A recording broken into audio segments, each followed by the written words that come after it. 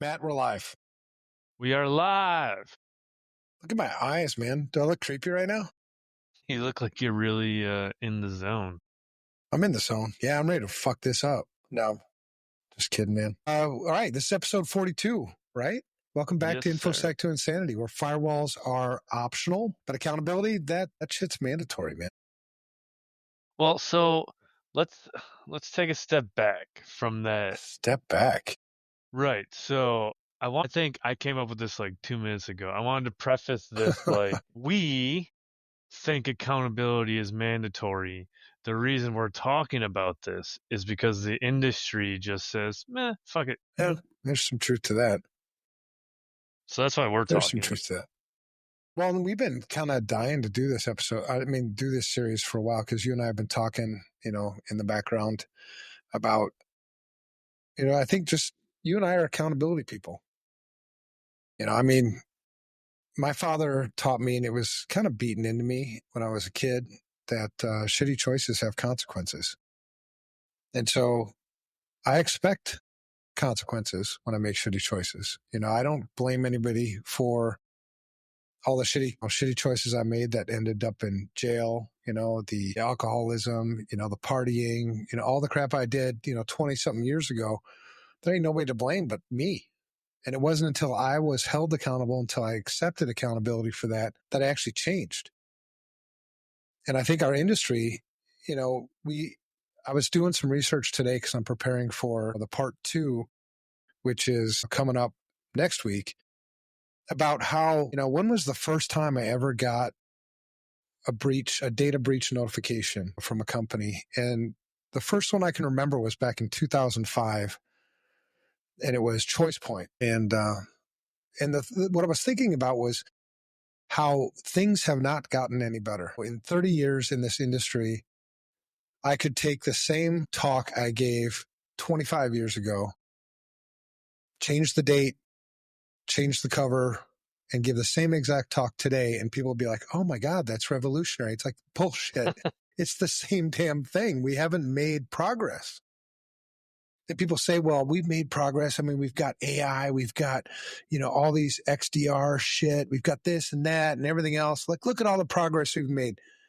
It's like, no, you've just continued to layer on more complexity. You continue to treat the symptoms, but you haven't gotten to the root cause of the problem.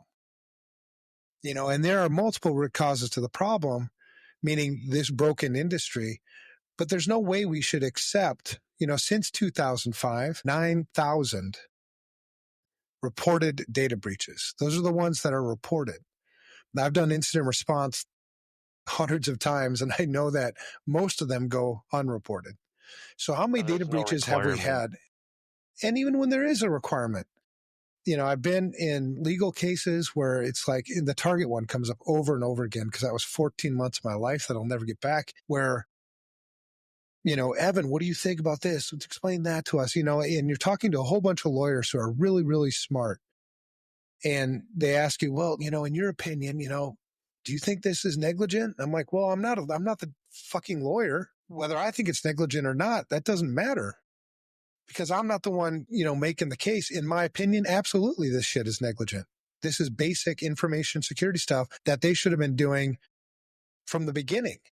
And then they would ask, well, in the other companies you've done and consulted with over the years, is this uncommon? What you see here at Target? I'm like, no, sadly, it's not uncommon. Well, then it's not negligent. Fuck. So like if you have it's like this herd mentality. If the entire herd is running off the cliff, that's okay. And it doesn't make any sense. And I've asked, like, I think it's a business thing too. Like, I've worked for a couple different companies, and they're like, oh, like, is everybody else doing this? What is everybody else doing? It's like, why do we care what everybody else is doing? Just do the fucking right thing and listen to me, and not just try to do the bare minimum that everybody else is doing. Right.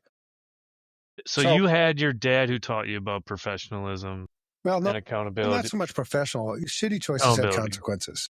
And Yeah, so I kind of when he would went hold into my me own thing. accountable for my shitty choices, he would explain to me that that's why he's doing what he's doing. He'd rather him teach me consequences than the world teach me consequences. And obviously I didn't listen from the age of, I had my first felony at the age of 14, did a lot of stupid shit. Obviously it didn't sink in until I was like, what age am I now? 54? Shit.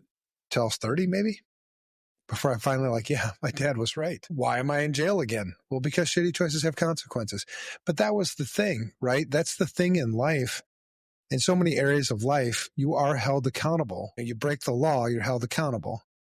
In our industry, you make stupid choices. It may not be breaking the law, but the law is a whole nother problem. And so in this series, So I had like, let me just open this up real quick. okay. So for people who haven't listened to an episode of this before, I'm your host, Evan Francine, security guy, truth teller, professional caller out of cyber bullshit, I guess for more than 30 years now. And that's nothing to brag about. It's just, it might explain some of the jadedness in my voice. But joining me is my co-host, all around awesome dude, one of my favorite people, Marine, all that shit, and my chief partner in calling out information security bullshit, Matt Goodacre. So that's Matt. Now, I'm at a different stage in my career where I don't really care so much what people think about me. I'm not like going out and getting jobs. I'm not trying to further my career anymore. And I'm saying this because Matt might be wanting to climb up the corporate ladder a little bit. I mean, he's younger than I am. He's got, a lot of future ahead of him. So don't hold the shit that I'm saying in this podcast or in this series against him. If you're looking to hire Matt, you're like, well, I don't know if we want to hire this guy because, Well, I mean, to the whole point of this, like anything I say, I need to be accountable to myself anyway. So it's all part of the thing. It's all bullshit. And I think back to accountability, right? So I think there's a lot of things you can take from the military, and that's why I find this so intriguing, because I always hear, this isn't the military, it's corporate America, like whatever. I had a platoon sergeant that told me early on, two things I expect from you: professionalism and accountability. You do what's right because it's right. So we could argue whether the industry is doing the right thing. And then you're accountable to and for everybody.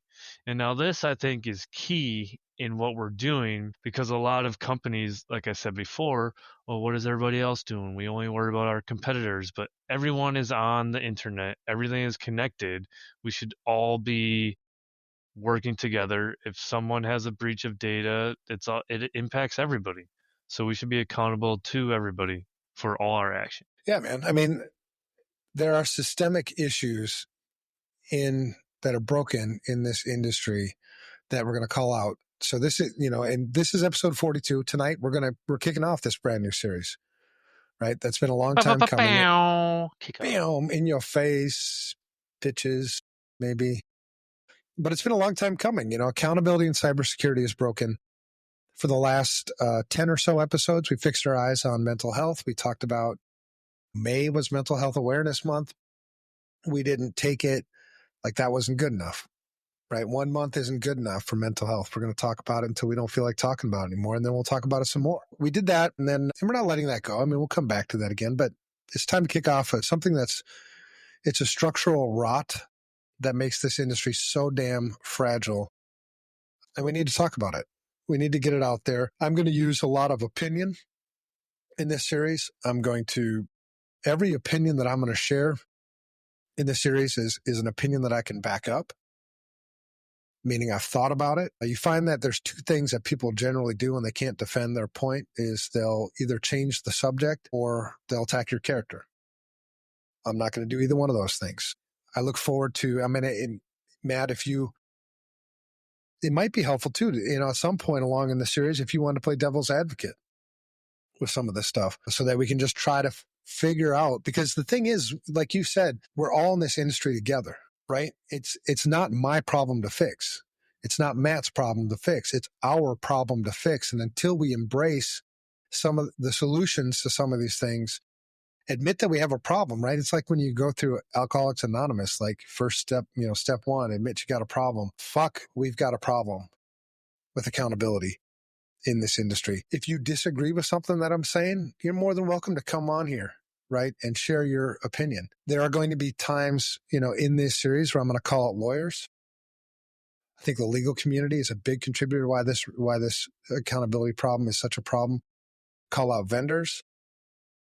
I call out tonight. I kind of touch a little bit on CEOs, boards of directors, owners, the top of business, but I almost don't blame those guys because the way the system is set up, it's set up for you not to be accountable.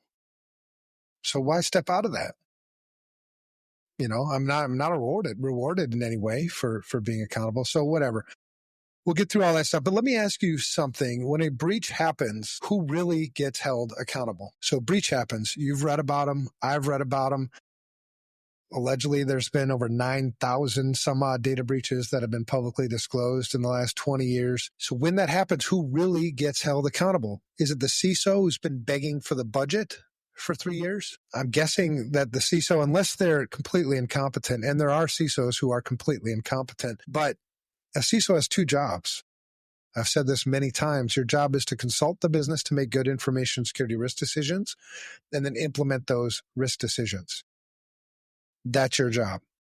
Now, if you're a CISO that thinks that your job is actually to make those information security risk decisions and you haven't been delegated explicitly to do that, you're doing the job right.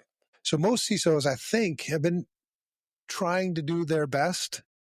They've been asking for a budget. They've been trying to get FaceTime with the CEO. They've been trying to get time with the board of directors. They've been trying to communicate. We have issues that we need to address, and I need your help to get these things addressed. So when shit hits the fan, are they the ones who are held accountable? Sometimes. Seems Oftentimes. to be a more popular answer trending right now. Right. Well, or is it the engineer who got dumped into prod with zero training? That's a cool That way to never phrase happens. it. Never. Or is it the boardroom full of execs who said cybersecurity is important, but not this quarter? Not yet. We got other shit to do. Sales are down. We gotta cut expenses or whatever the fuck that, I don't know. I want to challenge. I mean, back to your point, are the CISOs doing a good job or a bad job? I haven't been in the boardroom yet, so I don't know. But are we doing the right thing in there to make them think it's important, or is it all just them saying, hey, what's up with this vulnerability, or hey, we should be aware of this? They're asking for dumbass phishing metrics and shit like that. Is that what's happening, or are we really trying to communicate to them why it's important? I don't know. I think it's all over the place. There's no consistent structure on how to do this. I mean, Google, what does a CISO do? Okay, I'll do it. I mean, it's kind of all over the place, right? I mean, there's some common, I think, logic in what CISOs do.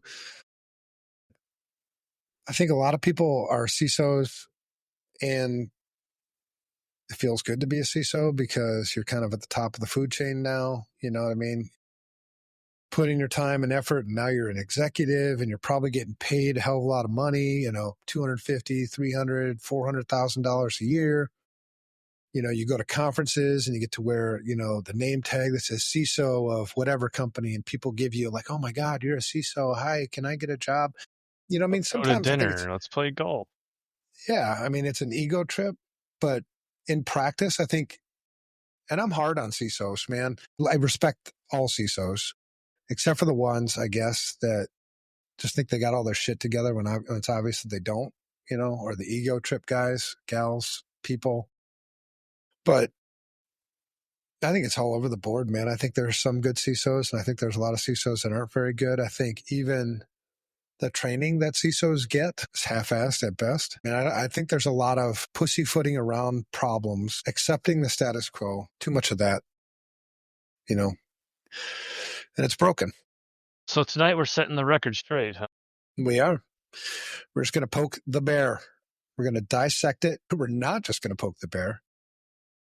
We're probably going to put a bullet in it, dissect it, slap a name tag on it, and make sure it can't hide another lessons learned, quote unquote, webinar. So in part one of the 6-part series, we're asking the question that should be on every leader's whiteboard right now: is accountability in cybersecurity actually broken? The spoiler is, yeah, it's broken deeply. Now, I'm curious, what would somebody say? Do you think there are people that would say, no, it's not broken? And if you're one of those people, man, I want to talk to you, because tell me how you think it's not broken. And I want to, maybe I'm missing a whole nother side of this. My thought is that people aren't even asking the question because they don't have the bigger sense of purpose that we do. They're just focused on make money, sell the tool, like whatever. So they're not stepping out and thinking deeper like we are. Right. Yeah, I can see that. Well, the fact that, and the reason why this drives me nuts is people suffer, when we get shit wrong, people suffer. And we'll talk about how they suffer in the next part of this series. But our job is to protect people. It's to help people.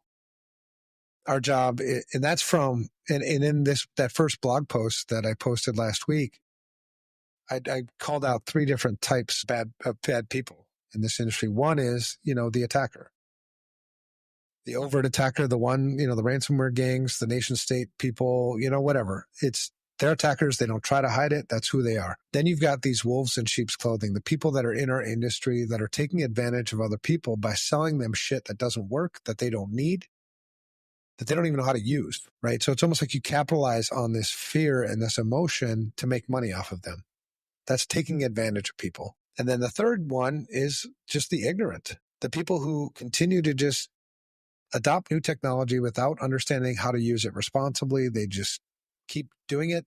They're ignorant. They don't give a shit. Company leadership gets pushed or bullied or convinced, socially engineered to make the decision, and it's down to the engineer to figure it out and try to slap some lipstick on a pig, I guess. Well, if you want the engineers to figure it out, then empower them to figure it out. You know what I mean? The thing is, how often, though, do you go into, an executive meeting or a board of directors and you're afraid to say what you really think? You're afraid to say what really needs to be said because you might not get invited back. And yeah, we've all got to keep jobs and we've got to pay our bills and, support our families. Maybe it starts with conversations like this where I didn't say it, Evan said it. You know what I mean? Somehow we have to change this because you don't just continue to let things be broken because they get more broken over time. They don't just fix themselves, magically. So anyway, we're going to go deep into that shit. And is accountability in the information security industry broken? Absolutely it is. We're going to cover that tonight. And then we're going to go in the next 5 parts of this series, we're going to talk about what I think are the root causes. 5 root causes of why this accountability thing is an accountability thing. But before that, we got to hit some what the fuck news, take our weekly therapy dose in the CISO humor segment, then dive into the real meat, which is what we've kind of been talking about. What's busted, who's ducking blame, and why it's time to stop. We stop handing out gold stars for silence and scapegoats.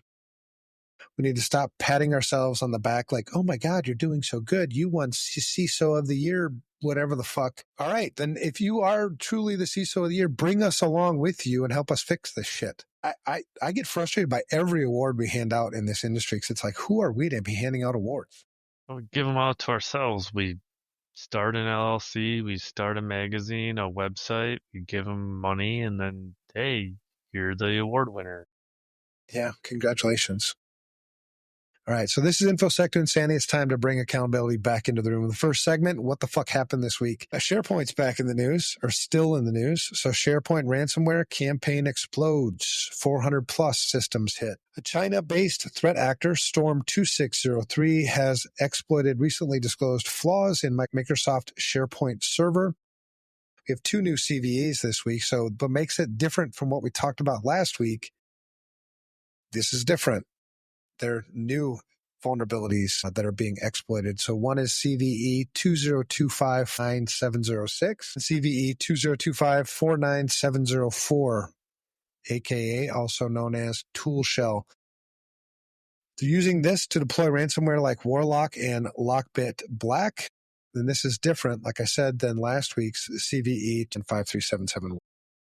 It's different exploit, but it's still like I think it's still on track with what you were theorizing about. Like something happened and then they like upped and like they're super noisy now apparently. So yeah, it's balls to the wall now. I mean, once you tripped, you kind of hit the alarm bell, and now like, oh my God, look at these guys are in here. Yeah, they've been there for a while.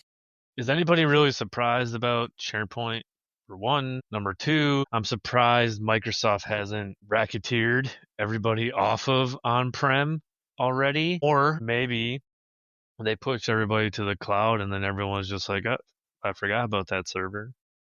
Because why do we take care of people are, to your point, really good at adopting things, not really good at shutting them down. No. Yeah. And so that's one, I mean, right there is a perfect example.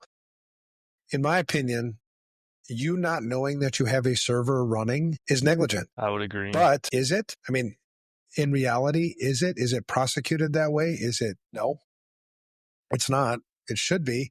And that's the accountability thing, right? We just continue to spin our wheels on this bullshit. You could even climb up the ladder. Like, is Microsoft negligent for having vulnerabilities in their source code? Yes, that's coming. That's coming too. It's been talked about many times, but it's like, well, how do you hold developers accountable? Well, maybe you don't. Maybe you just hold the company. I mean, there's a lot of, at this point, we have so much code, so much reuse, so many bugs. I mean, yeah, we'll get there. Well, I mean, eventually you have to get there because there will be a day of reckoning. You know, this is age-old wisdom type stuff. You know, they say the chickens come home to roost. That's going to happen. And I'm not one of those doomsdayers, you know, it's like, oh my God, you know, we're all going to die kind of thing. But just logic would tell you if you continue to make shitty choices, eventually you're going to have to pay. That's how it works.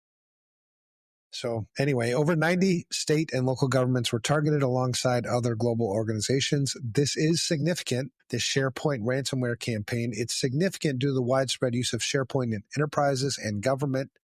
It potentially exposes sensitive data and disrupts critical services. Over the past week, so since we just talked last week, attackers exploited these Microsoft SharePoint flaws in a ransomware blitzkrieg. Blitzkrieg. Not Craig, but blitzkrieg.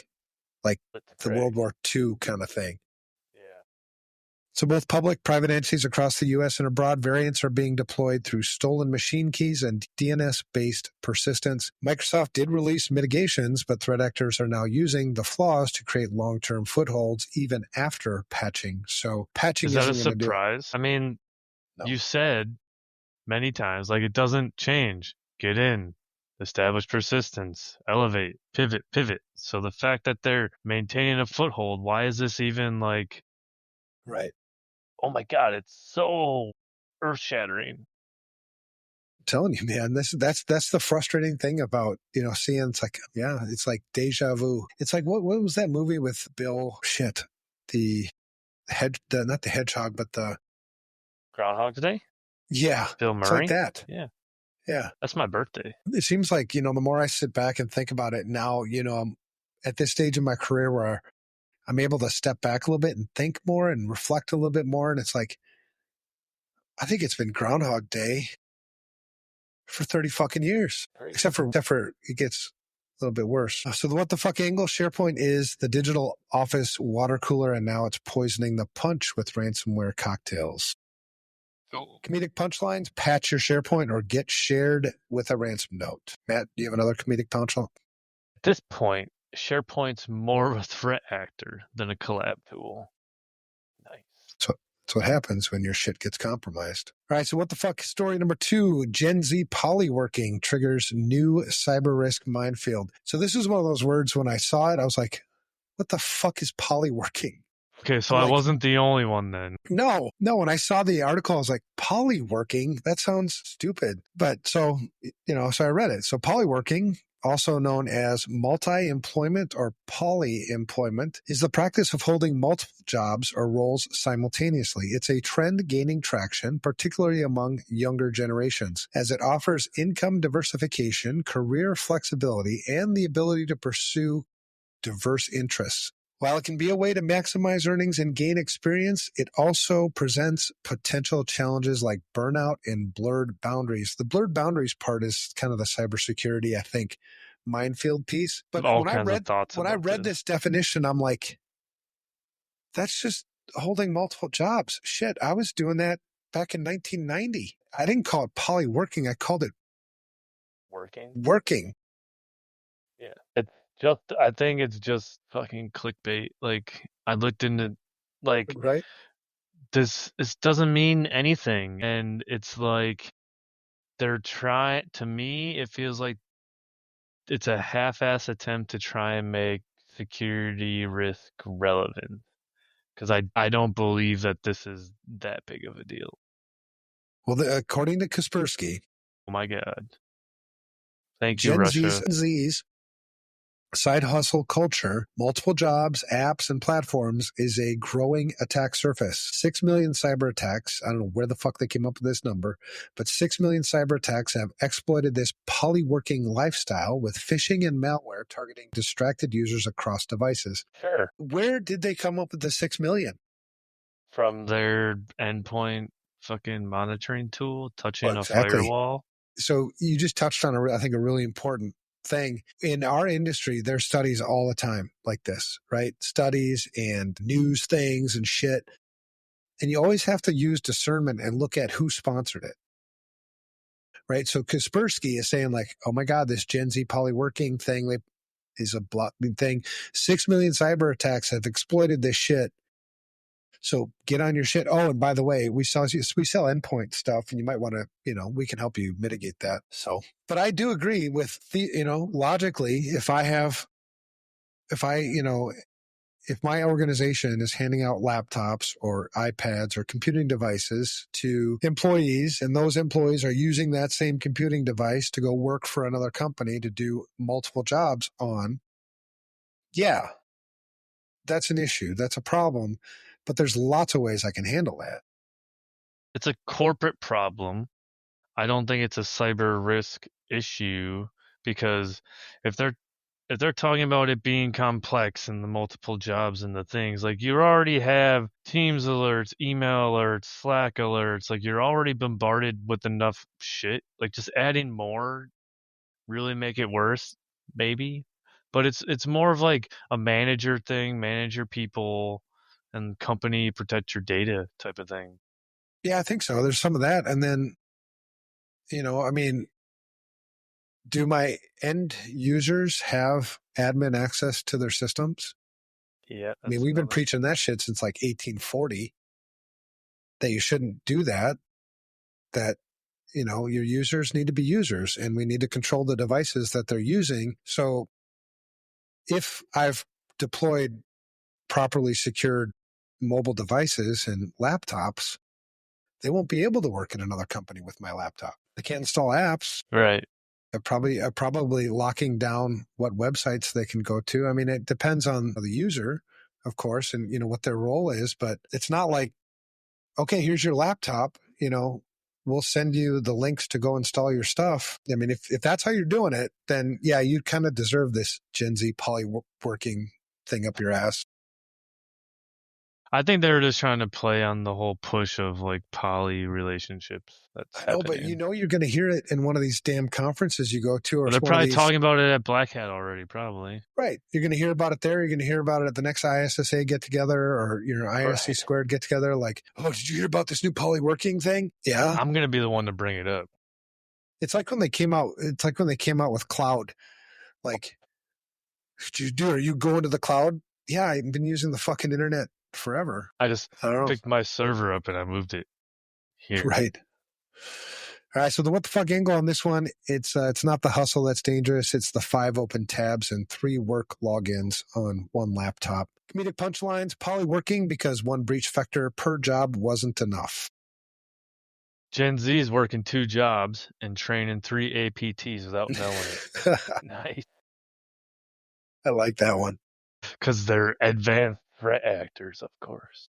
Right. Go after the Gen Zers. All right. Number 3, social engineering reigns supreme again. Here we are again, 30 years, same shit, right? So Palo Alto Networks, Unit 42, which sounds so damn sexy, by the way, confirms that what trench folks already know, the number 1 attack vector is still social engineering. From phishing and fake MFA requests to Slack impersonation, attackers are thriving on human error while orgs obsess over shiny tech. So Oh my this God, one, here we are, 2025. Really? this one has me Newsflash. intrigued. It How? has me It's the same intrigued shit. because they sell firewalls, right? Yeah, So it almost seems like they're doing this to try and get into the security awareness training market. probably. But yeah, again, the context. Who's saying it? Why are they saying it? These guys sell firewalls. So it was So what? interesting that it wasn't like know before or like a security training company. So I guess Right. that's a win, I guess. That maybe. All right. So the what the fuck angle? We built zero trust networks, then handed the keys to anyone with a convincing email signature. Comedic punchlines. It's not zero trust if Dave clicks every link anyway.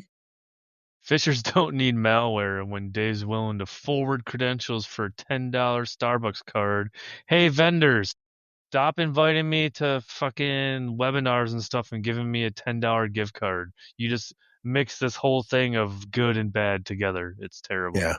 Thanks, Dave. Hey, Dave. Yeah, I got invited. What I get? I got asked a $50 Amazon gift card for some shit. And I was like, no, fuck off. All right. So number 4, Black Hat 2025. Dark reading brings the news desk back. So they were gone for a little bit while, but they're back.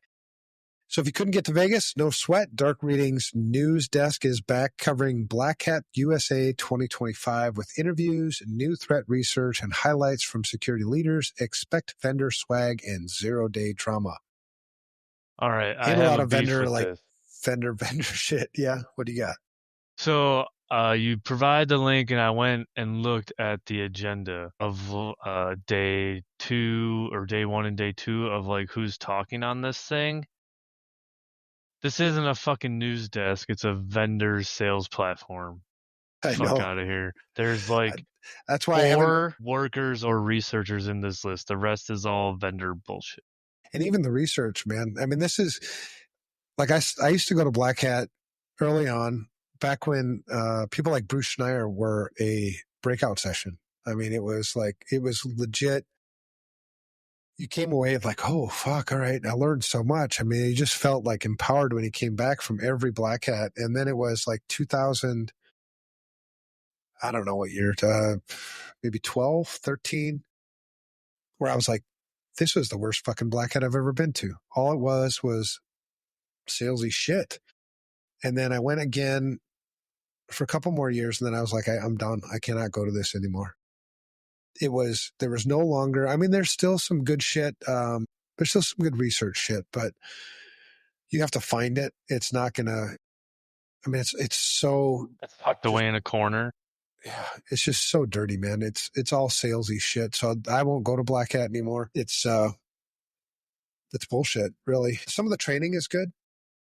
I think DEF CON is still pretty cool because that culture won't buy into that shit like the Black Hat people do. I think we have like 28 people going to DEF CON You have your whole this year. team that usually goes, right? Yeah, they do a whole bunch of CTFs and shit. All right. Yeah, I agree with you. I was wondering if you're going to pick up on that, if you're actually going to click that link and see what was in there. I trust your links 100%. You can trust my links. Yeah, man. I got other things to do. So the what the fuck angle, where else can you get drunk at Caesars and still feel like a CISO? Answer, only Vegas. Comedic punchlines, Black Hat, come for the exploits, stay for the awkward vendor hugs. I would say vendor ass grabs, but Yeah, that happens. if you didn't walk out of there with 3 t-shirts and 1 existential crisis, did you even black hat, bro? Yeah. One existential crisis that you didn't know you had when you went in. I'd never been to Black Hat or DEF CON companies. All the companies I've worked for never paid me to go, so I ain't going. I'll go to DEF CON with you sometime if you want to go. I will not go to Black Hat ever again. I heard there was some drama this year around Black Hat DEF CON, though, about potentially, especially after last year, like, it feels like it's getting pretty contentious. It's getting content. Yeah. One, I'm not a big fan of Dark Tangent either. That's a whole other story. All right. Dark Tangent is who started Black Hat. We can Way talk back about when. that sometime. Then he sold out. What else? I want to do a conference down here, man. Still, I want to do Mexicon. Mexicon, yes. I've been trying to figure out, like, how would I do this? How could we do this in a way, logistically? well, where no vendor support whatsoever. So financially, you have to figure out a way to get that. You know what I mean? Because I don't want any vendors. I want security people to talk security shit. I want people to talk real. You know, I want us to solve some problems. I want us to come out of there, you know, with shit to do. I'm just riffing here. I'm envisioning something similar to something I've seen developed last year. I think the thing CruiseCon was developed last year. I'm pretty sure that's like vendor heavy. But if you could do some sort of CruiseCon thing like that, that drops you off in Mexico, and then the vendors stay on the fucking boat. I don't know. I'll figure it out at some point, or we'll figure it out. All right, number 5, DARPA tests AI cyber reasoning in DEF CON competition. This one is interesting. I'm excited to see what comes of it. DARPA usually does some pretty cool shit. So DARPA is bringing AI decision-making to the battlefield, or at least DEF CON, by judging 7 teams on autonomous cyber response skills. The first steps towards AI-driven defense. This is also called Welcome to the Party. You're late. Yeah, right. So the what the fuck angle, the future CISO might be a robot who calls out your config as amateur hour and might be a more effective CISO than the CISO you have today. Possibly. So comedic punchlines, AI in cyber defense. Someone finally built a partner that doesn't ask for a raise. Nice.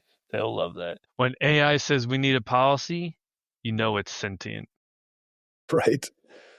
Yeah, if AI ever says, yeah, we need a policy, but what the fuck? This thing thinks for itself now.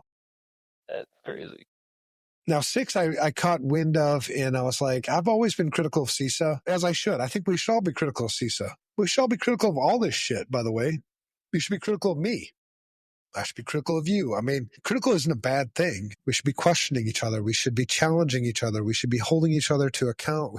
That's how things get better. So number 6 is Army rescinds Jen Easterly's West Point appointment amid political outcry. So for those of you who don't know Jen Easterly, the name, she's the last director of CISA. So in this case, Army Secretary Dan Driscoll yanked the appointment. So she was already appointed, but yanked the appointment of Jen Easterly, the former CISA director, as distinguished chair at West Point.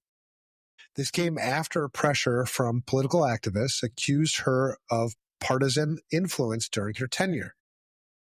Easterly responded that she was a casualty of quote-unquote manufactured outrage. West Point is now reviewing how it brings in outside appointments.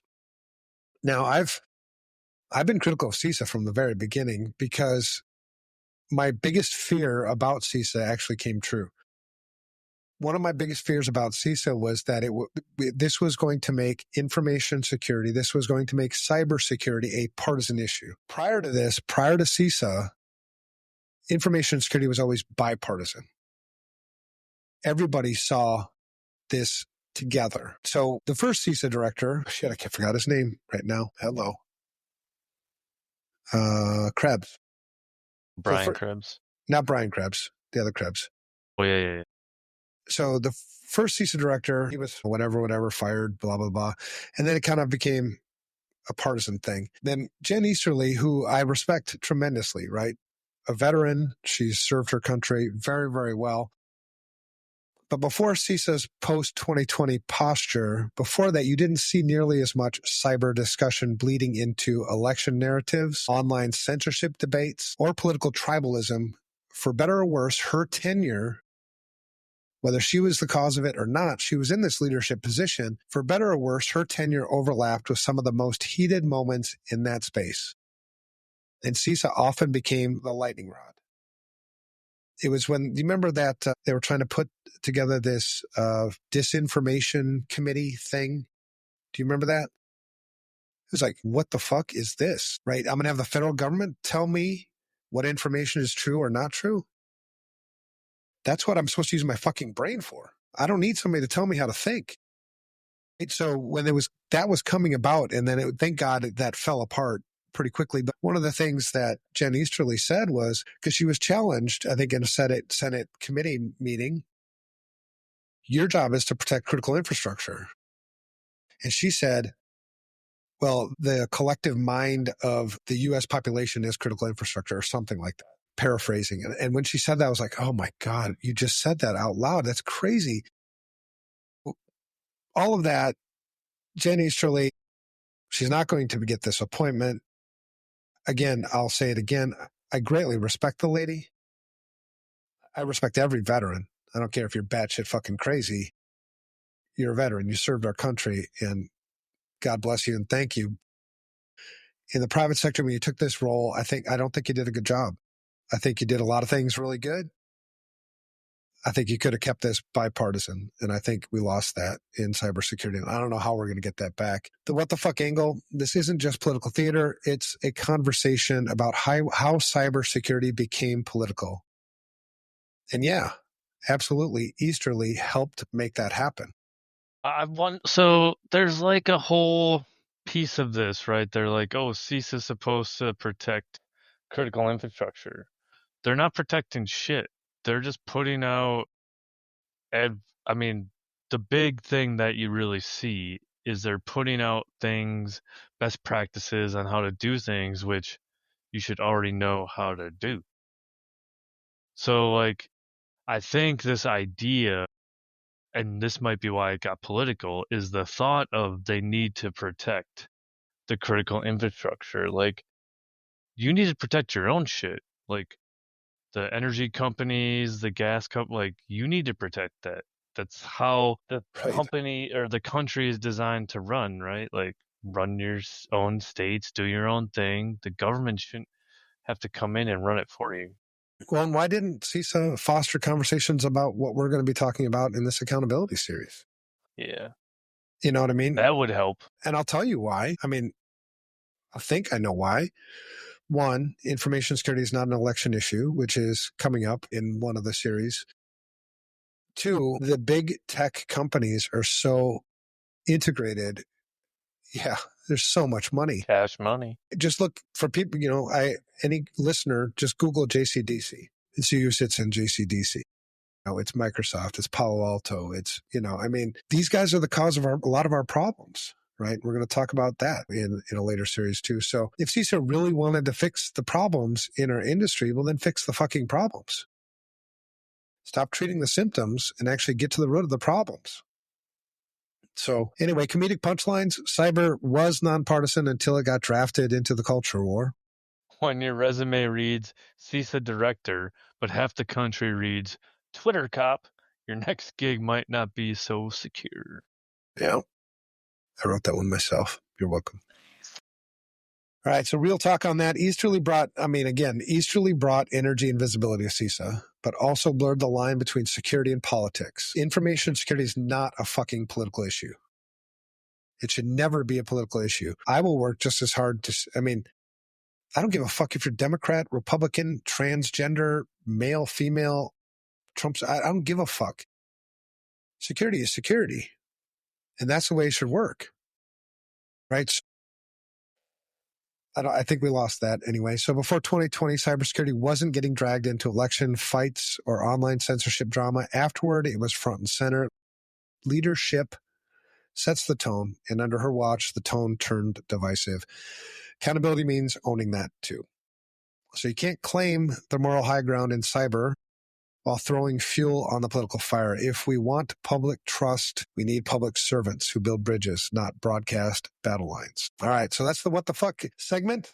The conclusion this week, Jen Easterly's West Point, I keep saying wet point. That's weird. Jen Easterly's West Point invite gets yanked because of ideological noise. SharePoint's still the hacker's playground. Gen Z's polyworking is now a misconfigured risk zone. And Dave's clicking phishing links again. Add AI playing armchair CISO, and you've got a perfect storm. If accountability really lived on at the top, boardrooms should be asking, why are politics controlling education and why are adversaries controlling everything else? Holy moly. All right, segment 2, CISO humor.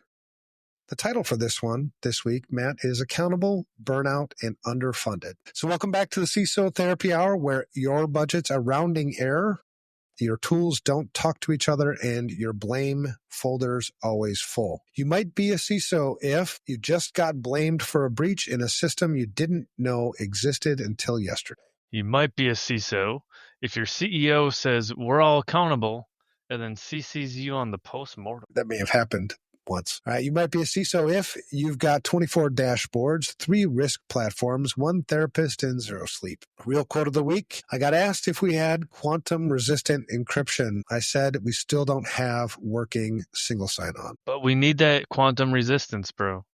We do. We do need quantum resistance. Absolutely. All right, so Auditor Theater presents the policy violation that wasn't. Imagine this scene. A cold conference room with 1 flickering fluorescent bulb. There's coffee. It's terrible. Matt's the auditor. I'm the CISO. So, Evan, during our review of SOC 2, we noticed a log retention discrepancy. Your policy says 90 days. Your Splunk dashboard's only telling me 88. What gives? Yeah. Well, because here's the thing. Someone cut our storage budget, and we had to delete logs from the 2 days that these interns accidentally indexed TikTok. But still, like, that's a policy violation, technically. Is it, though? I mean, come on. Or is it a cry for help in JSON format? Well, can you provide evidence that this deviation was properly documented, risk assessed, and approved by governance? Look, man, I mean, I can provide evidence that I haven't slept since the Okta outage. We'll need compensating controls then. I've got a shrine to Saint NIST 800-53 and a punching bag named Legacy Tech Debt. Will that work? I think we're going to have to escalate this to moderate unless you can prove you mitigated the risk. Matt, the only thing I mitigate now is my own will to scream. Understood. Let's move on to change management. Oh, you sweet summer child. And that's how it usually goes. Yep. All right, so jokes from the trench. How about a few jokes? It's that time. Matt, you lead us off. They asked, who's accountable for the breach? I said, everyone. They said, cool. So just you then? Oh, my God. Yes, that's me. All right, joke number 2. My board said we need more proactive security. So I installed a trap door in our SOC 2, or in our SOC, that drops vendors into a pit of NDAs and unmet SLAs. That one was awesome when I read it. I need to make one of those. Our intern opened a fish that took down half the network. The CEO said, let's not overreact. It's a learning opportunity. So I sent him a fake invoice for 3.4 mil. I would love to do that. All right, last joke. They said, we want accountability, not blame. I said, great. Then fire the CEO. Awkward silence followed. I didn't get invited back to that meeting either. All right, Matt, here's your CISO therapy affirmation. Repeat after me. I am not my SIEM alerts. I am not my SIM alert. I am not my patch compliance report. I'm not my patch compliance report. I am a rational human being whose job description now includes sacrificial lamb. I'm a rational human being, and my job description now says I'm a sacrificial lamb. There you go. All right. Closing soundbite. Leadership says we need transparency until someone asks why MFA still isn't enforced on payroll. Stay tuned, because up next, we're blowing the lid off accountability in cybersecurity and who's really wearing the target. That leads us to our main topic, and back to Accountability is Broken, Part 1. This is the soul of episode 42. So we're bringing the fire, the facts, and the fallout. All right, deep breath. It's time to get surgical, Matt. Yep. This is the kickoff to our 6-part series, Accountability in Cybersecurity is Broken. And tonight, part 1, is it really broken? I've already mentioned, yeah, it is. spoiler alert. Yes, sir, it is. So why does this matter? Because I think there's this like general sense of ignorance, like ignorance is bliss. Everything is fine. I love my new Apple thing and my new Meta thing and my new whatever the fuck thing. Why does it matter?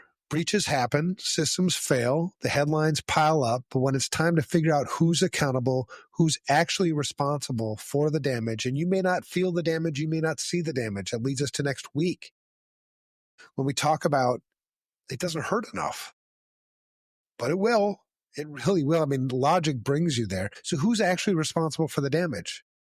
We get a game of musical chairs, and the chairs are all on fire. CISOs get scapegoated, engineers get blamed, consultants get ghosted, and the people who Forget the approve intern. I'm not even going to talk about the intern. And the people who approved the budgets ignored the risk registers and prioritized business enablement, quote unquote, over security. They get a quote in the press release and a round of golf. This isn't just frustrating, it's toxic as hell. And if we don't fix it, truly, we're just going to keep repeating the same shit show, breach after breach. It's hard to even get time to talk about a risk register. I mean, half the time you probably got to do education about what it is and what its purpose is first. Then trying to go through it where it's got like, all sorts of like 10,000 items or 100 items in there. Like, good fucking luck. Right. Well, and why does, I mean, and you, again, you can't really blame the board so much. I mean, this isn't like, I was trying to be careful when I wrote this blog post and started this series, that I don't want to put all the blame on CEOs, all the blame on boards of directors. They have a lot of shit on their mind. They have a lot of shit that they need to do. The system that we've set up, it's a systemic problem. The system that we've set up and the system that we're all working within doesn't hold them accountable. If you actually held a board member personally liable for a shitty choice, a shitty decision when it comes to cybersecurity, watch how quickly all the other boards get in line. I mean, it would be like overnight, but we haven't set it up that way. And so, I mean, I just think of myself, like I'm a CEO of where I was a CEO of a company. I guess I'm the owner of a company or two. I mean, if there's nobody holding me accountable, it's not like you go out of your way looking for shit to be held accountable for. But then when you talk about it, you're like, yeah, fuck, I should be held accountable for that. Why aren't I being held accountable for that? It's really a broken system. And that's why the other 5 parts of this series are to talk about why it's broken. The root causes of why it's broken, the root causes that lead to the fact that you can't hold the CEO accountable or a board of directors accountable. I mean, going back to the Target breach, right? The Target breach, Greg Steinhoffel was the CEO at the time of that breach in 2013. That happened right around Christmas time. It got in all the news. It was like, oh my God, the worst thing ever, blah, blah, blah, whatever the fuck. Greg Steinhoffel lost his job, but it wasn't because of the data breach. He lost his job because they really fucked up entering into the Canada market. Target was trying to open up stores in Canada because Walmart's there. I mean, right? You got to expand. And they spent millions and millions of dollars trying to establish a presence in Canada, and that went to complete shit. So he was already on the chopping block. The breach, well, this is just convenient now, but that was it. The CIO, which was Beth Jacobs at the time, she lost her job. That's not the board. That's not the CEO. She's the CIO. And she sucked at her job anyway. It's goodbye, Beth. I don't know if she's still around. She's probably still working somewhere. She's probably like in a Fortune 100 company. I don't suck. You did then. I don't know if you unsucked over the last 15 years or so, but anyway. So let's talk some data here. And this is part of laying the foundation for this series is it's broken. accountability is broken in our industry. We're not going to dissect why it's broken.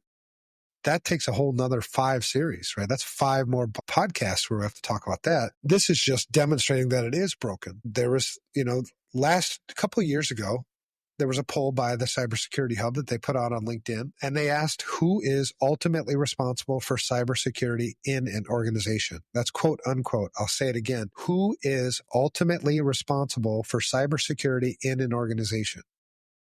And when they did it last, 3-4 years ago, whenever that was, it irked the shit out of me. And it surprised me so much that I went and talked to some lawyers, not friends, but acquaintances. And I asked them the same question. And it wasn't at all the same answer that the LinkedIn poll got. And then I kind of let it go. And I think it was you, Matt, who sent me the latest one, which was only 3 weeks ago. They did another LinkedIn poll, Cybersecurity Hub, and same question. Who is ultimately responsible for cybersecurity in an organization? You had 4 choices. The 4 choices are CISO, Chief Information Security Officer, the board of directors, the CEO, Chief Executive Officer, or other. I don't know what other is. Other is, I'm guessing the 5% who said other we're all responsible. And anybody knows shit about accountability and responsibility, anytime you say we're all responsible, that actually means nobody's fucking responsible, because you can't wring everybody's neck. When shit hits the fan, you have to have somebody's neck to wring. Somebody is responsible for shit hitting the fan. We can't all be responsible, because I can't wring everybody's fucking neck, right? And that's like this. What do you call that? It's like an out. It's like the ultimate, nobody's responsible is to say everybody's responsible. Scapegoat, or yeah. So the question is this the right question? So I think you're going to talk about responsibility and accountability and the difference and stuff. But let's get back to the poll. I Let me keep finish getting this poll. confused. Yeah. Okay. The results of this poll. So who's ultimately responsible for cybersecurity in the organization? And there were 7,755 last time I looked responses to this poll. And being that it came from the Cybersecurity Hub, I'm guessing that most of the people that responded to this were information security people. And even if they weren't, whatever, 55% said the CISO, 21% said the board of directors, 19% said the CEO, 5% said other. Now, I'm trying to sugarcoat this a little bit, but that's fucking insane. That's not, I can't even sugarcoat it. It's what? That's not, no, this isn't how it works. So then I tried to give a benefit of the doubt. Okay, let's say maybe some people read this as who is being held ultimately responsible, because you've got the people say, well, who should be ultimately responsible, or who is being held, who is ultimately responsible. So if you interpret it that way, yeah, probably 55% the CISO is being held responsible, but that's not who's supposed to be ultimately responsible for cybersecurity in an organization.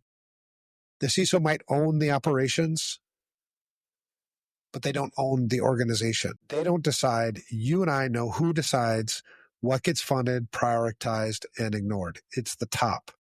The CEO, the board, the owner. That's where accountability lives, or it should. You can delegate responsibility. You can't delegate accountability, which leads to the next point I think you were going to ask about the difference between responsibility and accountability. Right. So the question confuses me, I think, who's responsible, right? You can delegate responsibility. So if the board is delegating responsibility of cyber to the CISO, that's possible. They can't delegate the authority of it, but they could delegate the responsibility of it. But the word that makes it, that flips the responsibility to, exactly, that's what makes it accountability. Oh, right, because it's, so they're making the question more confusing. And maybe people didn't read that right, too. But I think it's worth saying, because when the sad thing is the results of that poll mirror what you see in everyday life, right? who's right answer, by the way, who's ultimately responsible for cybersecurity in an organization? The right answer is the board. So only 21% got it right. 79% got it wrong. Giving the benefit of the doubt, maybe they read it as, well, I read it as who is ultimately responsible, not who should be ultimately responsible. So I'll give you that. And there are some who, like you, Matt, what you brought up, well, responsibility versus accountability.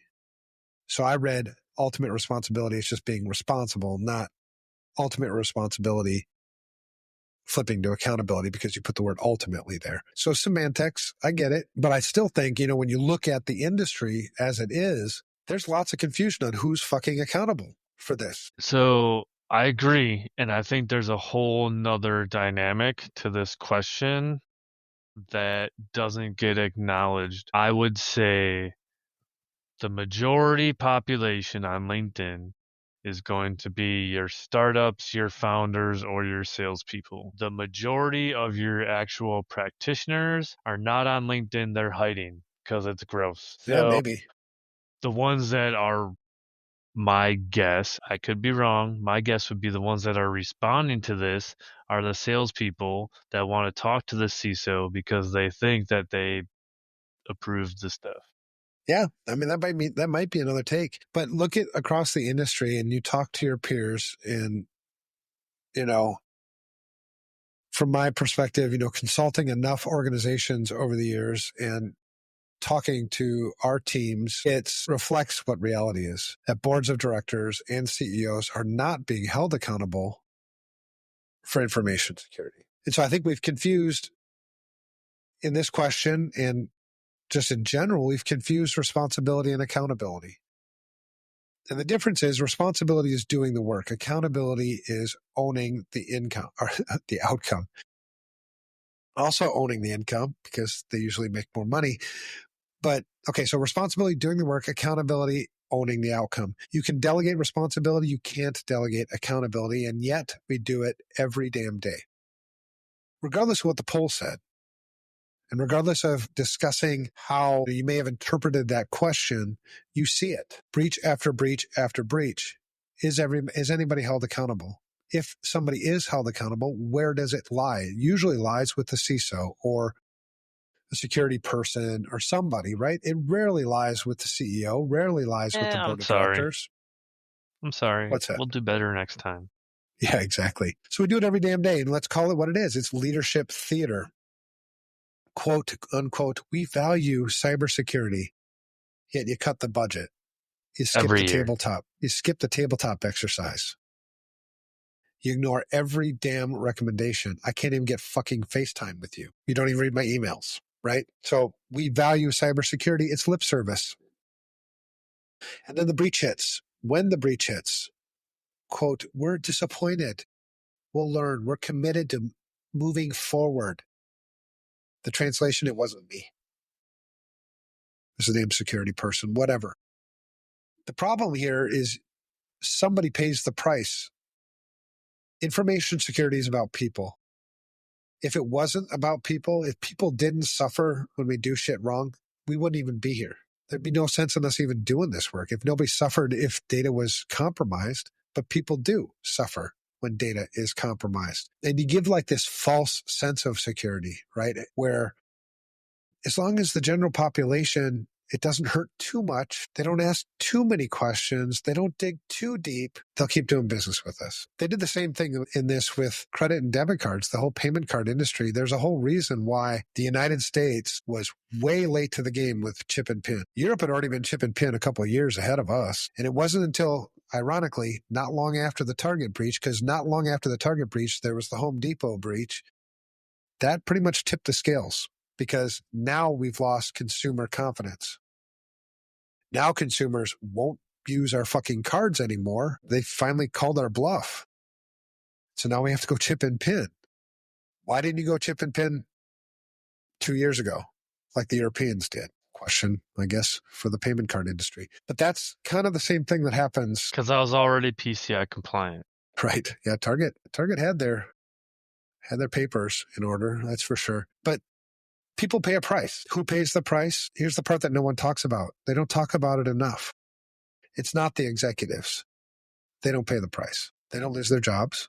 They still get their bonuses. Things are fine. It's not the vendors. They capitalize on the fears, keep selling their shit, regardless of whether you can afford it, regardless of whether or not it actually works, regardless on whether or not it's where you're supposed to spend your next information security dollar, regardless of whether or not you can even use the shit, whether you haven't have the maturity to know how to configure it. So it's not the vendor who pays the price. It's not even the regulators. They love the false sense of security because you got to be compliant. Who pays the price is the people. People, all of us, the users, the patients, the employees. I was talking to my cousin while I was on our vacation, and he was asking me about, information security and a little bit about this topic.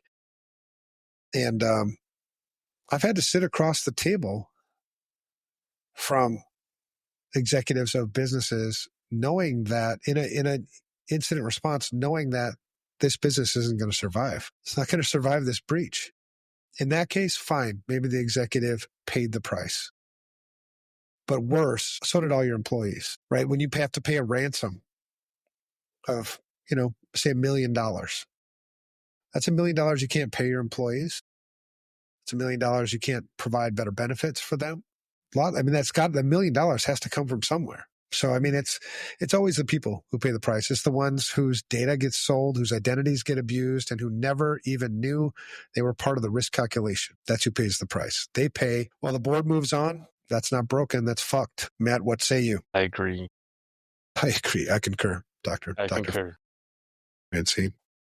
You may continue with your diagnosis. All right. So there's not much else to, I'm 100% on your belief track here. It just seems logical to me. Well, here's the thing, man. I'm so behind corporate America. I'm a fucking capitalist. I really am. I think hard work you should be able to make as much money as you want. It's how you make the money. It's, did you take advantage of other people to get where you're at? If you did, then fuck off. And there's too much of that. I think the information security industry is just ripe for it. It's been ripe for it for a long time. There's been no consequences for the shitty choices. It's almost like, what is the saying? Data is the new oil. So why would we protect it if we can just keep letting it go and getting paid? Whether that's through backdoor deals or whatever. That's something that pisses me off too, by the way. At least you know what oil's worth, right? It's on the fucking market, right? I don't know, $80 a barrel, $90 a barrel, whatever the fuck it is now. Data, what's that worth? Why haven't we even taken the time to put a value to data? My data, by the way, Matt's data, the listeners' data. Whatever that fucking data breach was. No, the credit company. They were going to give you Equifax, $12 or whatever the fuck in their settlement you could have gotten. I guess that's what your identity is worth. But it's on the black market for $80 or whatever. Companies are making billions and billions and billions of dollars trading my data, trading your data, but it doesn't show up on any balance sheet. So shouldn't it? I don't know. It should, I think. All right. So what this series will cover. So if this is just the kickoff, we've got 5, parts to this. And here's where we're headed. So part 1 will be, is it really broken? That's tonight. I don't know how you can make a case that it's not broken, accountability. And we talked a lot about, we really didn't do a lot of finger pointing, but I don't want to do finger pointing right now. I want to do the finger pointing more at the system, more at us than calling out individual people. CEOs aren't fucking evil. There's evil ones for sure. Boards of directors aren't evil. Owners of businesses aren't evil. It's just, why is the system set up in a way that we don't hold them accountable for shitty choices? I think until you get a system, because number one, you'd have to hey, CEO person, if you make this choice, this is a shitty choice. And here will be the consequence for said choice. That's how you need to make it.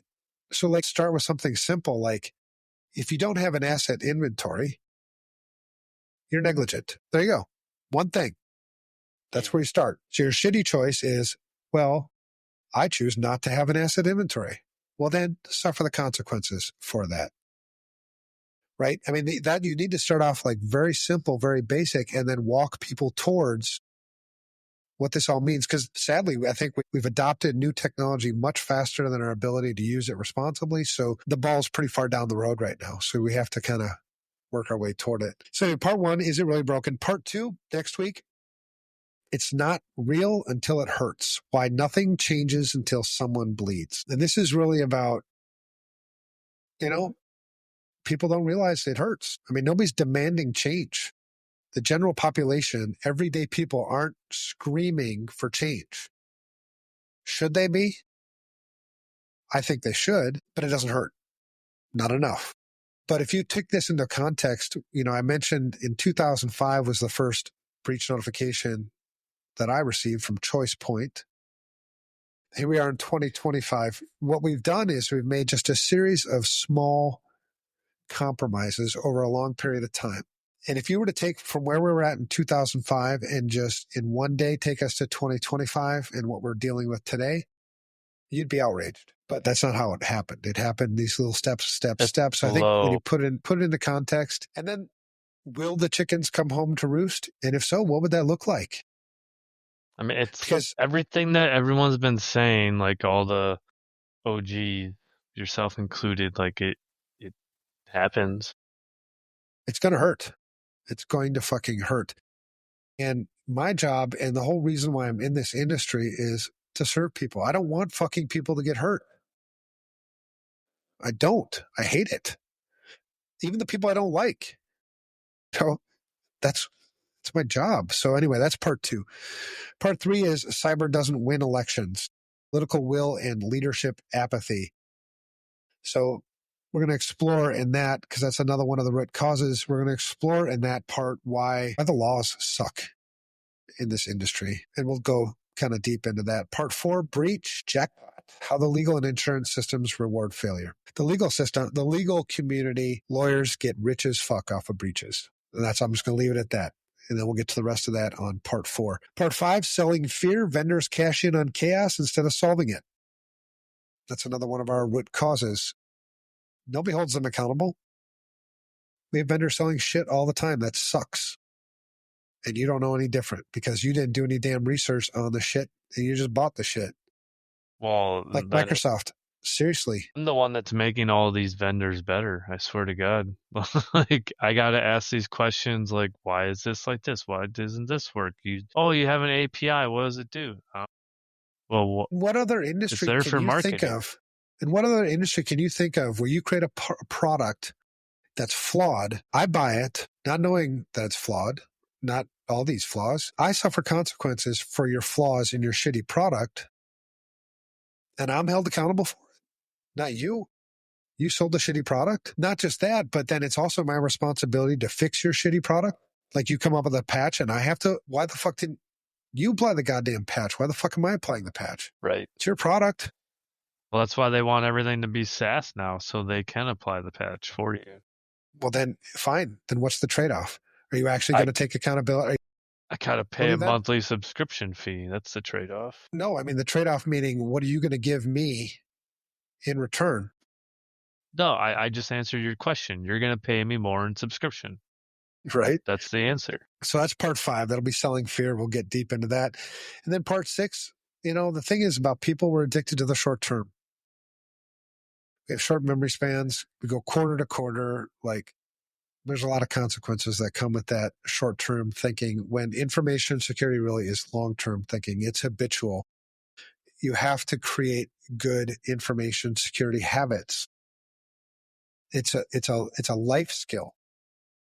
It's not in the moment, this quarter skill, right? So we're going to talk about that. So those are what I think are the 5 root causes. And I think if you attacked these 5 root causes and made changes here, I think we'd have accountability in the industry and we'd all be better off for it. And maybe we could avoid the chickens coming home to roost. I agree. So each one is a bullseye and a broken piece of the accountability puzzle. Riff from the front lines. I've seen boards that would rather review brand guidelines than security metrics. I'm not even going to go into the fact that usually the security metrics that they've been sent suck anyway. Shit. But I've Gartner, had it, top right quadrant.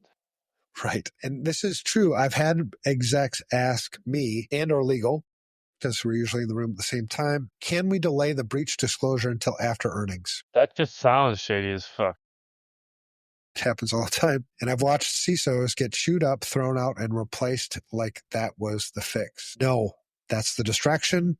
That's cowardice dressed up as leadership. If your cybersecurity fails, it's not a tech problem. That's a leadership failure. The real fix starts here.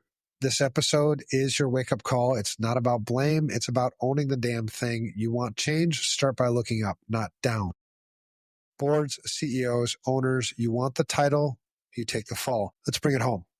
Let's bring it home with no holds barred. Segment 4, broken industry fix list. This one goes straight for the juggler of weak leadership, finger pointing, and not my job culture. You ready for it, Matt? What's this one titled? This broken industry fix list. Yeah. Stop Accountability to passing go. the buck. Okay. Gotcha. Stop passing the buck, man. I'm passing it back to you, man. All right. Welcome to the Broken Industry Fix List, where we stop band-aiding bullshit and start fixing what's actually broken. The problem, accountability, is a ghost. When it fails, we all know that it will fail, but we don't seem to know who's supposed to own it. That's the truth, man. We just visited that. Yeah. So the answer you get depends who is supposed to own it. The answer you get depends on who you ask. The board says it's the CISO. The CISO says they've been warning the board for years. The vendors say, not our fault. You didn't configure it right. The regulator says, here's a fine. Maybe. And the users, they just get breached. They don't even know half the time. I know. Poor people. Everyone points fingers. No one steps up. This isn't an org chart issue. It's a courage issue. So what the fuck are we doing? Promoting CEOs who dodge responsibility like it's a sport. Well, so I think this whole dodging it like a sport is to what you were saying earlier. How did this get politicized? Because that's all politics is, never answering the question, dodging around everything. So politics just fucking sucked the life out of it. Yeah, totally true. Firing CISOs to show decisive action while keeping the same broken priorities, making policies that say security is everyone's responsibility. Every time I read that, every time I read everyone's responsibility, what it means in my mind is it's nobody's responsibility. So you're having me really think a lot about that because I've said that before and it's really making me think now. Cool. Good. Yeah, I mean, challenging each other. And it'd be interesting, after you, I mean, I love that, right? We should all be thinking. And when you come to some conclusions about what you've been thinking, I want to hear it. Mm-hmm. I want to hear where you landed on that because, I love counterpoints too, right? Either counterpoints, different perspectives, or validation. Because there's a lot of times in this industry when you're looking at the way things are going and you're like, what the fuck are we doing? And then you start bringing things up and you're like, am I crazy? I mean, this seems so obvious that we have an accountability problem in the industry, yet why aren't we doing anything? I start to think that you're crazy. And then, when somebody like takes a look at it and like they do their thinking, they're like, no, man, I think you're right. It's like, okay, good. At least two of us are crazy then. All right. So celebrating executives who manage risk by pretending it doesn't exist. Here's a real world glitch. I sat in a post-breach meeting once where the CEO looked around and said, let's not point fingers. And you know what that means? We're definitely pointing fingers. But only at people who can't fight back. They fired the CISO, hired a PR firm, released a non-apology. Sorry. Yeah, but not really. And they still didn't fix the controls we flagged 6 months later. That CISO, truly, he was a friend. He still is a friend, but was, meaning he was the CISO. And the kicker, he had a deck, a beautiful, painful PowerPoint deck that literally predicted the exact failure and nobody listened. That happens. That did happen. That's personal. I had something similar, not like breach related, but like technology related. Look at this thing, do an analysis, let's simplify it because it's going to break. That was 4 months ago, and it just recently broke. It's like, okay then. Right. And the part that sucks too is like you predicted it. You followed all the right steps. It was in your slide deck, which slide decks in a lot of times board meetings becomes part of the board packet. So they have it there. They read it. They saw it, or at least they had every opportunity to do it. And you did a great job by warning them about this thing. And then you lose your job when the thing happens. What the fuck? Yeah. So the fix, real accountability equals top-down ownership. If we're serious about fixing this industry, we need to rewire what accountability means. At some level, we have to get on the same fucking page with this, because if we don't fix the accountability problem, we're all just going to continue doing the things, and we can keep collecting paychecks and live, fine lives and everything. But if that's not the purpose of why you're in this industry, if you're actually in this industry to make things better for other people, if you're in this industry to actually serve other people, to protect other people, then we have to fix the fucking accountability problem. Well, You have to. Like you said earlier, right? We advise, carry out the risk decisions. So if we advise and do what you tell us to do, how are we getting fired? It's just not logical. Because nobody's holding illogical.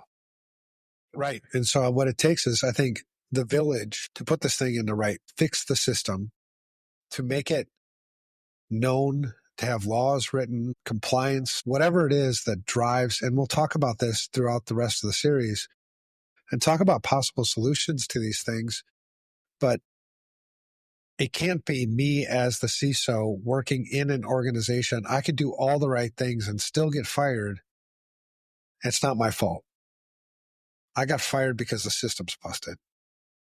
But the only way you fix the system is us working together to fix the system. So at least when I get, because I haven't, it's been a long time since I've been fired, but in that same situation, there are times when you get fired and you're like, yeah, I fucked up. I should have been fired. I should have done a better job. And there are times when you're fired when, you did shit right. And the first one, I don't sleep as well. The second one, I sleep like a fucking baby. And I think, that's it, right? There are things that are so much more important than just your job. And I get it. And when you're deep in the shit, like your job, you're paying the bills, all that shit is like super duper important. But in context, it's really not that big a deal. It just seems like a really big fucking deal. I learned this like when I lost my house, after I started FR Secure. In the middle of that, yeah, it was fucking the biggest deal ever right now. In context, looking back, it wasn't that big a fucking deal. Knowing where you end up and stuff. Well, knowing, you just keep pushing towards your own purpose. You keep pushing towards, your own personal growth and trusting that as long as I continue to do the right thing, I'm going to be okay. Whereas if I was a CISO who sold out and wasn't doing the right thing, I don't think there's any amount of money that you could pay me to make me feel like I'm doing okay. I would rather be doing the right things, having integrity, and live in a cardboard fucking box than, selling out, selling my soul and living, in a huge mansion. But I do believe that if you, I think I try to live a life that, as a person of integrity who has money. I didn't take any advantage of a single fucking person to get here, Yeah, there was ups and downs, hard times, shit like that. But yeah, you end up all right. And I would have been fine. I don't think I would have sold out even if I would have been in a cardboard box, which I was pretty close to when I lost my house. So anyway, the real fix, real accountability, top-down ownership. If we're serious about fixing this industry, and we need to get serious, otherwise it just stop bitching then. I'll keep bitching because I want to fix the damn industry. But we need to rewire what accountability means. And these are 4 things I think, we can take this from this episode and carry that into, the future episodes. So number 1, leadership owns risk decisions. If they say no to controls or budget, they own the risk, not the ops folks who clean up the mess. I don't own risk in any company except for the companies that I run. Boards must be cyber literate, not cyber aware, not briefed, responsible, cyber aware. They understand money. They understand compliance. They understand legal. Those are all risks that they have to account for when they run the business. You need to also understand cyber. That's another risk that you need to account for. So they need to be cyber literate. So they need more people, tech people on the board. Or just learn the basics. It's not even tech, right? To learn the basics. I mean, you don't have to know how to fucking configure a firewall to know the basics. But you still have to understand like what they're asking for. If If I were a CISO's asking me for $10 million to implement a firewall project, I'd be like, what fucking firewalls are you buying? That sounds like a waste of money. I wouldn't even think that would need to go to the board. Right, but That should get headed off at the past. But I think what every board should be asking is, what's the current state of my information security program? What's the future state? When am I going to get there, and how much is it going to cost? And if you want to know a bonus question, and however you decide to represent that, right, it needs to be represented in some metric, some form of risk. And then I think a bonus question is, what's our most significant unacceptable risk right now? And what are we doing about it? What you get from most boards is they don't ask those questions, I think, because they don't want to sound stupid. Those aren't questions that they feel empowered. I mean, they're empowered to ask any fucking question they want. They're the board, but they don't feel empowered, like from a literacy standpoint, to ask those questions. And that's what I'm saying, that boards need to be cyber literate. CISOs need teeth, reporting lines to the board, decision power, legal protection. CISOs need teeth. Rawr. Rawr. Security failures need real consequences at the top, not just firing the messenger. And we're going to dig into all that shit, as we get through this series. Here's the actionable challenge for anybody who's listening this week. If you got the balls, well, I suppose women don't really have balls, but if you got the gumption, fortitude, if you got the fortitude, the gumption in you, ask your CEO, board chair, or top executive the same question: who's ultimately accountable? Notice I changed the word from accountable to responsible to accountable. But this is a question to ask. And I think it's a legitimate question. And a lot of it is the way you ask it. Well, who's ultimately accountable? I mean, that's probably not going to go over too well, but say, hey, I want to, contribute as much as I can to the mission of this company because I really dig this company. My part of the world is, information security, cybersecurity. Who is ultimately accountable for cybersecurity risk decisions here? Because I want to align with that and see what the answer is. I mean, every culture is different, but figure out the right way to ask that question. That's the actionable challenge. If they say everyone, I wouldn't challenge it right then and there, unless you have that kind of, relationship with the CEO. But if they say everyone, you and I both know that means no one. I didn't ask, does everyone have responsibilities? I didn't ask, is everyone accountable? I asked, who's ultimately accountable? Where does the shit flow? And if you do feel comfortable to do it, push back, challenge the narrative. And if you're the CISO yourself, document everything, because someday you may need to prove you weren't the one asleep at the wheel. All right, we're almost done with this episode. If your CEO gets credit for quarterly wins, they better take the fall for security losses. You don't get the throne without the sword. Those fucking golden parachute. I know, right? Cybersecurity is about protecting people, not careers, not reputations, people. And until leadership starts owning that truth, nothing changes. Stop passing the buck. Stand up. Own your shit. And if you're not ready to do that, get the hell out of the way for someone else, for someone who is. That's what we need. That's the fucking leadership. You need to follow before you can lead. Take your fucking lumps, man. I mean, that's where wisdom comes from. It's experience with pain. Shit. You want some wisdom? Go get it. All right, so let's close this episode. That's a wrap for episode 42 of InfoSec to Insanity, the start of something big, bold, and way overdue. Tonight, we called it what it is. Cybersecurity accountability is broken, and not in a needs improvement kind of way. It's shattered. It's upside down. It's a system that punishes. Yeah, it's a system that punishes practitioners while giving power players a pass. And that's the first step in fixing it, owning the truth, right? That's why, step one in Like recovery is supposed to be like admitting you have a problem. Maybe the industry is recovering. Like I've thought about We're this all before. drunk. Like they're drunk on power and money because it's just free flowing. But like to your point, like how long did it take the car industry before they had laws about seatbelts and airbags and stuff? It took a while. Yeah. 50, But I mean, we're only like 30 years old, 40 years old. It's not that old in the grand scheme.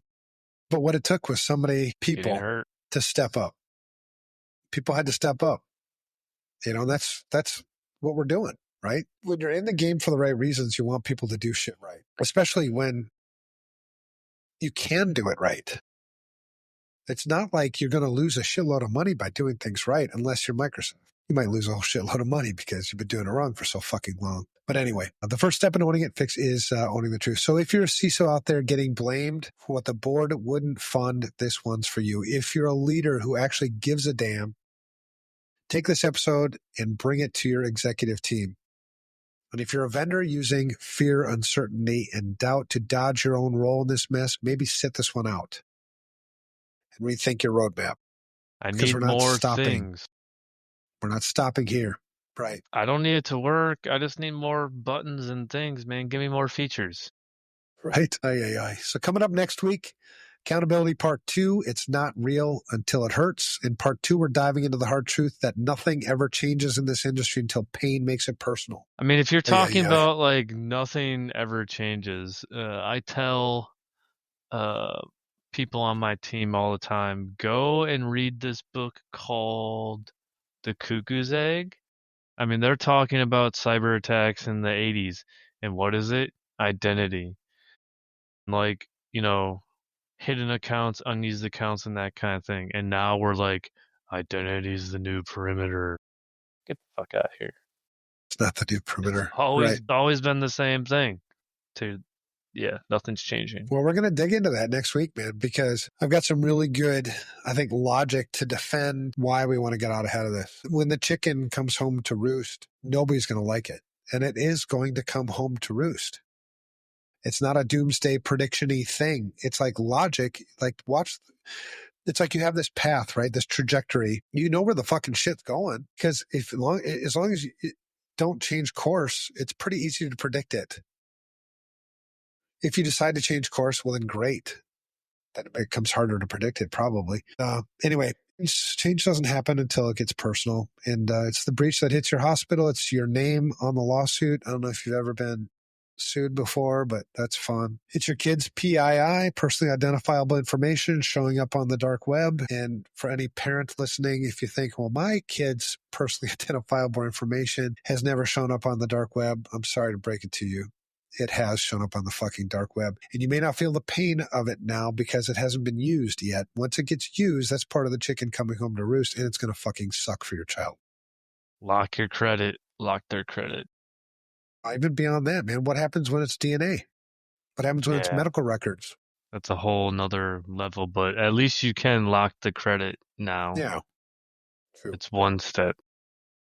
But all this shit, that's when leaders start caring. So next week, we're calling out this pain-driven culture, how it feeds denial, delays action, and leaves damage in its wake. Because if we only fix things after people suffer, we're not solving problems, we're surviving them. That's a big difference. So the call to action, Matt, what are the calls to action before we leave this thing? Don't forget to like, subscribe to the podcast, share the episode with your leadership team or executives that keep saying, cyber's your thing. Cyber's not my lane. Cyber's your thing. I've actually gotten 3 non-tech people to listen to the podcast, and they actually told me they find it very interesting. They say we work together, and the episode last week that you said was going to be better as the recording, apparently it was. So cool on that. And here's the exciting part. It looks like we have an email now. Don't forget to email us your stories or challenge our thoughts. show@infosec2insanity.com. Be real. Don't put no fluff on it. We'll read it. Somebody read it. Yeah. So you're not alone. You're not crazy. And you're damn sure not the only one who sees how broken this is. So until next time, stay human, stay paranoid, and we'll see you in the next war room. Don't forget the pizza. Oh, yeah. Big pizza. And beer for the beer drinkers. Iced tea for me, please. Arnold Palmer.